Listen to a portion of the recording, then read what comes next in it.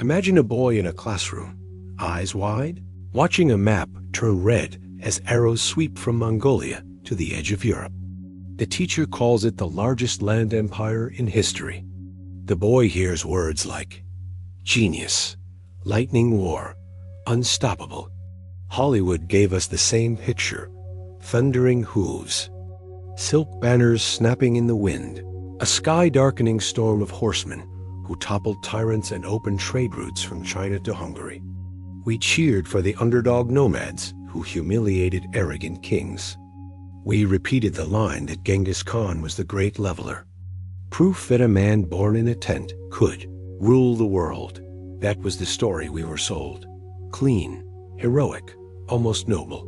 But every empire built on mountains of skulls has a basement it doesn't show tourists. While chroniclers counted the dead warriors and listed the cities turned to ash, they quietly turned the page when it came to one specific group: the daughters of those arrogant kings. The princesses raised on rosewater and poetry, draped in cloth of gold, taught that their blood was sacred and their bodies untouchable. History gave them a single line if they were lucky: the women and children were taken. Taken where? Taken by whom? Taken for what? The Mongol war machine ran on more than horses and composite bows. It ran on a silent production line most textbooks refused to sketch. Royal women were not collateral damage. They were strategy. They were trophies. They were the final, intimate act of conquest that no trumpet blast ever announced. Tonight, we follow those princesses. From the moment the palace gates splinter inward to the moment the felt flap of a yurt drops behind them like a coffin lid. We will walk every step they walked, hear every rule they learned the hard way, and discover why, 8 centuries later, the echoes of their screams still ride the wind across the steppe. You think you know the Mongols. You know the version they allowed. The version that ends with victory parades and golden tents. Stay with me, because what comes next never made it to the parade. Morning in the palace always smelled of roses and power. In Samarkand, 1220, a Khwarezmian princess leaned over a marble balcony while servants fanned her with peacock feathers. Below, the city's golden domes caught the sun like a promise nothing could ever break. In Baghdad, 1258, the caliph's favorite granddaughter recited poetry in a garden where fountains ran with scented water and parrots answered in Persian. In Kiev, 1240, a Rurikid princess fastened a necklace of Baltic amber while her maids sang about eternal Rus. Silk rustled. Laughter floated. These women had never known a day without bowing heads and whispered titles. Their world was perfumed, ordered, untouchable. Then the horizon darkened. It began as a low tremor only horses felt. By the time the princesses heard it, the earth itself was drumming. From the balconies, they watched the impossible, a black tide of riders circling the walls faster than rumor. Arrows fell in perfect silence, then screams rose. Siege towers taller than minarets rolled forward like moving gallows. Fire arrows turned the sky red. The morning's perfume became smoke and blood. In Samarkand, the gates exploded inward before noon. In Baghdad, the Tigris ran black with ink from drowned libraries, while Mongol horsemen galloped across the caliph's priceless carpets. In Kiev, the wooden walls burned so hot, the golden domes melted like candles. From those same balconies, the princesses saw their father's banners cut down, saw the palace guard die where they stood, saw the ordered world collapse in hours. The Mongols did not loot blindly. They followed rules colder than steel. Nobles and princes were dragged out, first beheaded on the spot, so no rival claim could ever rise again. Skilled craftsmen were roped together and marched away alive. The empire needed arrows, armor, siege engines. Common women wailed as soldiers sorted them like grain. But when the Mongols reached the inner palaces, the killing stopped. Officers with waxed mustaches and tablets of birch bark walked the corridors. They looked for the girls with the softest hands, the straightest backs, the jewelry that screamed royal blood. The princesses were pulled from behind silk screens, from prayer rooms, from their mother's arms. Some fought, some froze. One in Baghdad tried to swallow her diamond rings to keep them from Mongol hands. They pried her mouth open anyway. They were not murdered. They were not ransomed. They were reserved, because here was the unspoken law carved deeper than any decree on stone. Enemy kings must die, but enemy princesses must live. Their bloodlines would not be ended. They would be absorbed, diluted, overwritten inside the wombs of the victors, until one day no one could tell where the old dynasty stopped, and the Mongol began. By the time the sun set on those burning cities, the palaces were silent except for the crackle of flames. The princesses stood in the courtyards, barefoot on cold marble, surrounded by corpses of men who had sworn to protect them. Their jewelry had been stripped, their veils torn away, so the officers could see their faces clearly. By nightfall, the princesses were no longer heirs. They were currency. The city still burned, but the screaming had settled into a low, broken hum, like a hive after the stone has struck. Smoke drifted between broken colonnades. The Mongol officers moved through it as calmly as tax collectors. They formed the women into ragged lines across the main square, mothers clutching infants, servants, nobles, everyone stripped to their under-chemises, so rank could be read only in posture and skin. Torches hissed. Somewhere a child kept calling for a father whose head already decorated a pike. Then the choosing began. A prince or a senior thousand man would walk the line slowly, the way a horse trader walks a corral. He lifted chins with the tip of a riding crop. He turned faces toward the dying light. No one spoke unless spoken to. The Persian chronicler Giovanni saw it happen in the ruins of Nishapur and wrote, almost in disbelief. They examined them as one examines a sheep for blemishes. 3 silent verdicts decided everything. First category, the untouched virgins whose beauty made even hardened officers pause. These were pulled aside at once, wrists tied with red silk cord instead of rope in obscene courtesy. They were destined for Genghis himself or his sons. Rashid al-Din records that one Khwarezmian princess, fair as the moon on the 14th night, was carried off still wearing her pearl crown, because no one dared remove it until the great Khan gave permission. Second category, highborn wives and widows whose families had ruled for centuries. Their marriages were already annulled by conquest. They were handed to the generals who had earned reward, living proof that the empire shared its spoils. A nod, a name spoken, and a woman's entire future was transferred like a warhorse. Third category, everyone else. Pretty enough to keep, not royal enough to matter. They vanished into the darkness behind the horse lines. Some were never seen again. Around this quiet, methodical sorting, hell carried on as normal. Corpses were being stacked like firewood. A scholar begged in Greek to save a single book and was clubbed silent. Yet in the center of the square, the officers continued their inspection with the calm of men choosing fruit. The contrast was obscene. One moment a girl was a princess dictating poetry to scribes. The next she was merchandise under torchlight. Some understood instantly. Giovanni tells of noble girls who slashed their own faces with hidden rings the moment the Mongols breached the harem.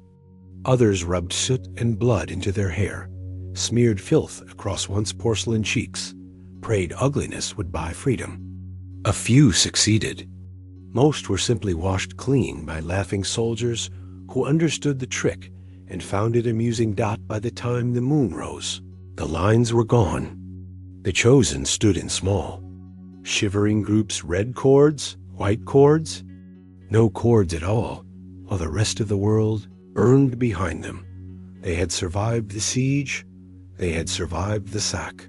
They had not survived the selection, and the worst part, Being chosen was not rescue. It was sentencing. The city was ash behind them. Before the sun rose again out at dawn, the columns moved out. Endless lines of horses, wagons of plunder, and trailing at the rear like forgotten baggage, the women. Yesterday, they had ridden in curtained litters while musicians played lutes. Today they walked barefoot on frozen gravel, the same silver chains that once tethered falcons now biting into their wrists. Silk slippers lasted half a morning. Cloth of gold robes were traded for lice-ridden sheepskins before the first week ended. The steppe swallowed everything. No walls, no mercy, only wind that tasted of iron and wormwood. Days blurred into a rhythm of cracked lips and bleeding feet. The guards rode alongside, laughing, passing fermented mare's milk, sometimes tossing crusts of hard cheese to the prettiest captives the way you throw scraps to dogs. At night the temperature plunged, so fast breath froze on eyelashes. They slept where they fell, pressed together for warmth, while above them the Milky Way looked close enough to cut your throat. Rape was casual, almost administrative. A guard wanted warmth. He took it. Another wanted silence. He took that too. No one recorded names.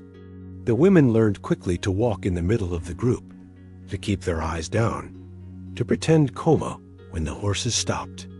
Mongol singers rode ahead composing verses about the tamed lionesses who once wore crowns and now ate snow to stay alive. The songs were sung at every campfire, so the princesses heard their own ruin set to music. Night after night, winter found them somewhere west of the Altai. Feet turned black. Fingers split like ripe fruit. One Baghdad princess, famous for her calligraphy, watched her ink-stained hands crack and bleed until the skin peeled off in sheets. Fewer than 40% ever saw Karakorum. The others lie under the grass now. Shallow graves, the wolves opened before spring. Those who endured learned the steppe's cruel arithmetic. Keep moving or die. Stay useful or disappear. Some began braiding their hair, Mongol style, without being told. Some practiced the harsh guttural words for water and please. Survival started to look like surrender. Months later, on a morning so cold the air itself seemed sharp, the survivors crested a final ridge. Below them lay a shallow valley ringed by felt tents, the size of small towns, smoke rising in perfect columns. Horse herds blackening the snow. For miles, Karakorum, the secret heart of the world. The princesses stood in their rags and chains, frost crusting their eyelashes, staring down at the place that would own the rest of their lives. They had survived hell on earth, only to discover hell had suburbs. You expected chaos when you pictured the Mongol court. Blood, furs, screaming, the end of civilization. Instead, the first thing that struck the new arrivals was order. The Ordos were cities on wheels. Thousands of felt tents arranged in perfect rings around the khans. White palace yurt that rose 4 stories high on a wagon, pulled by 22 oxen. Every morning the entire capital moved 10 miles and re-erected itself by noon, as smoothly as breathing. Inside this moving machine, captured princesses discovered that Apocalypse had secretaries. They were washed, deloused, dressed in clean silk dells the color of fresh milk, and assigned numbers. From that moment, they ceased to be daughters of kings and became pieces on a living chessboard. The hierarchy was brutal in its clarity. Lowest, the night girls. Concubines used once or twice and forgotten. Next, the household women who poured kumis and mended boots. Above them, the ranked wives. A man could have 4 legal wives and as many concubines as his herds could support. But only the 4th wife sat at his right hand and spoke with his authority. When he was away at war, a captive could climb slowly, cruelly, one calculated smile at a time. Toragin arrived as booty. From the Merkid tribe, thin, furious, eyes like winter lightning. 10 years later, she was fourth wife to Jidai Khan. And when he drank himself to death, she ruled the largest empire on earth for 5 ruthless years, signing decrees that sent armies to Korea and Hungary, while the steppe wind still carried the scent of the city. That had once been her prison, that not everyone bent. One Khwarezmian princess, promised to a drunken prince, spent 3 nights grinding a pigeon blood ruby against the stone floor of her tent. On the 4th night, she swallowed the powder mixed with Mare's milk. They found her at dawn, lips glittering red, already cold. The prince shrugged and chose another girl before breakfast. Survival was politics played with higher stakes than any throne room in Persia. You learned which eunuch carried messages, which senior wife hated which general, when to kneel, when to pour the Khan's wine with your left hand so the sleeve hid the tremor. You memorized the exact number of steps you were allowed to walk behind your new lord. One princess from Georgia mastered the bow and rode at the Khan's left during hunts. Another from Kiev recited orthodox prayers under her breath while stitching golden lions onto Mongol banners. Both lived. The most terrifying mornings were the quiet ones, when a girl woke up and realized she had stopped crying in her sleep, when she caught herself laughing at a Mongol joke, when the taste of fermented Mare's milk no longer turned her stomach, when revenge started to feel like a story someone else used to tell. The yurt walls were thick felt, the routines unbreakable, the sky overhead the same merciless blue that had watched them marched in chains. Yet inside this golden cage, some of the proudest bloodlines in the world began, grain by grain, to forget who they had been. They were becoming what the empire needed them to be. The summons always came the same way. A silent eunuch appeared at the entrance of your tent after dark, holding a single silver cup. If the cup was upside down, you had the night to yourself. If it was right side up, you drank the warm Mare's milk inside, smoothed your hair, and walked through the cold corridors of felt toward the great yurt at the center of the world. 2 guards stood outside the entrance, faces blank as stone. They did not look at you. They did not need to. Everyone knew refusal was impossible. Your little brother was still alive in a distant camp. Your mother's tongue would be cut out at the first rumor of disobedience. You stepped across the threshold. The flap fell shut behind you like the lid of a coffin. Inside, the air was thick with butter lamps and incense. The Khan, or his son, or whichever prince had claimed you, sat on a low dais of felt and gold. He might be drunk. He might be sober. It never mattered. There was no conversation, no pretense of courtship. Servants removed your robe with the same detached efficiency they used to unsaddle a horse. Then the lamps were turned low, and the empire finished its conquest in the dark dot. It was never about desire. It was policy. The Mongols worshipped the sky, the wind, and fertility in that order. A ruler's strength was measured by the number of sons he planted across the earth. Enemy dynasties were not merely defeated, they were overwritten. Every pregnancy was a quiet funeral for the old bloodline. The child would be raised speaking Mongol, shooting a bow before he could read, carrying the name of his father's clan. In 1 generation, the fallen kingdom became a footnote. In 2, it was myth. This was rape, turned into statecraft, cruelty wearing the mask of destiny. The women knew it. Some fought the first night and were beaten unconscious. Some lay still as corpses and were praised for their obedience. Some learned to close their eyes and count heartbeats until it was over.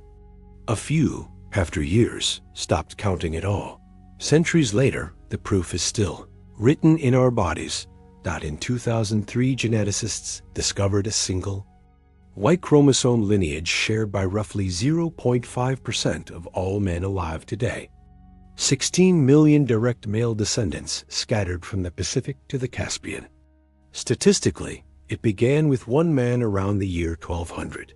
That man was Genghis Khan, Every single one of those 16 million lines started on a silk carpet inside a yurt, with a girl who had once been a princess pressing her face into a pillow so no one would hear her scream. The battlefield took cities in fire and blood. The bedroom took them.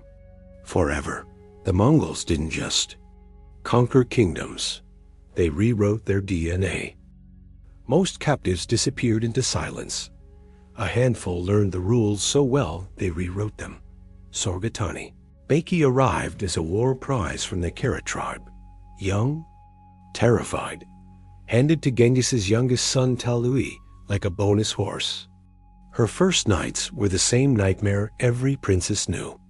10 years later, she was the richest woman on earth, controlling trade routes from Korea to the Black Sea. When Tolui died, she refused the traditional widow's suicide, married her sons to the empire's future instead, and engineered the rise of Manji and Kublai. Persian chroniclers called her the most intelligent woman in the world. She never forgot the taste of the first yurt she was dragged into. Dokuz Katan, a Christian princess from the same Karat tribe, was given to Holagu when Baghdad fell. She rode beside him in full armor while the Caliph city burned behind them. Years later, she sat at the head of the Ilkhan court, golden cross on her breast, issuing orders that sent armies into Syria while Mongol shamans bowed at her feet. She protected Nestorian churches and taxed Muslim cities into ruin with the same calm hand that once trembled on a silk pillow. These women did not just survive. They weaponized survival. They mastered the language, the bow, the politics of the drinking horn. They bore sons, then taught those sons to fear their mothers more than any enemy. They turned the harem into a war room and the cradle into a throne. But never forget the price.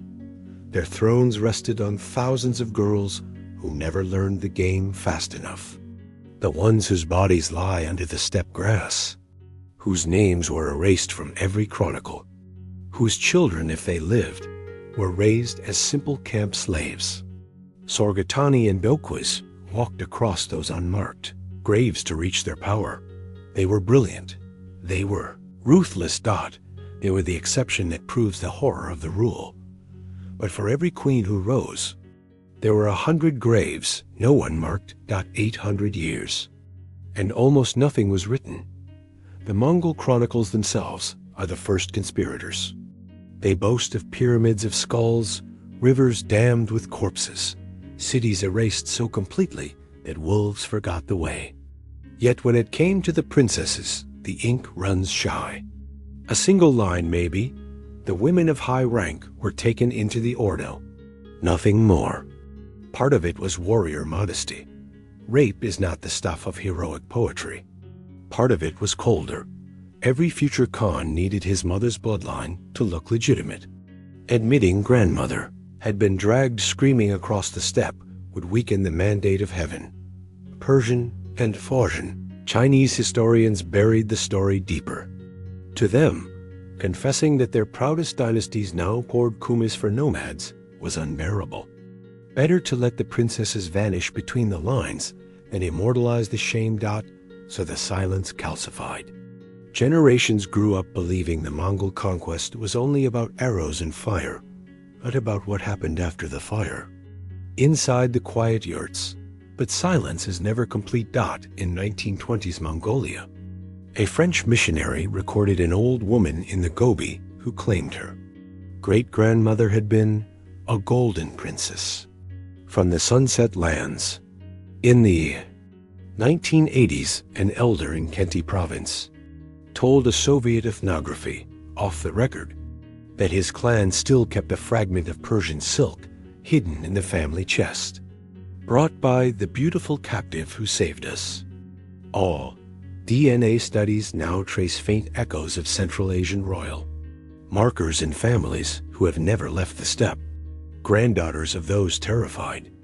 Girls grew up speaking Mongol, married Mongol warriors, taught their own children to string a bow before they could write.